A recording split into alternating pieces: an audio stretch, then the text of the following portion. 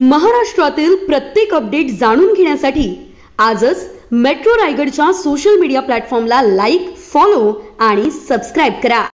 झेप फाउंडेशनच्या वतीनं माजी राज्यमंत्री स्वर्गीय मीनाक्षीताई पाटील यांच्या 78व्या जयंतीनिमित्त जिल्हास्तरीय भव्य खुली वक्तृत्व स्पर्धेचं आयोजन करण्यात आलं होतं।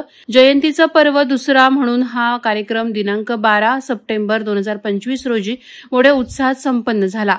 स्पर्धेला जिल्ह्यातील विविध भागातून विद्यार्थ्यांनी आणि वक्त्यांनी उत्स्फूर्त प्रतिसाद दिला। समाजातील विविध विषयांवर विचार मांडण्याची संधी मिळाल्यानं सहभागींचा आत्मविश्वास वाढला।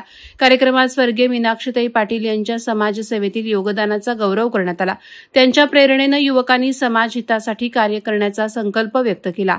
कार्यक्रमात प्रमुख पाहुण्यांनी युवकांनी सकारात्मक विचार, संवाद कौशल्य आणि सामाजिक जाणीवेच्या माध्यमातून समाज परिवर्तनासाठी पुढे येण्याचं आवाहन केलं। झेप फाउंडेशनच्या वतीनं सहभागी विद्यार्थ्यांना प्रमाणपत्र आणि गौरवचिन्ह देऊन त्यांचा सन्मान करण्यात आला।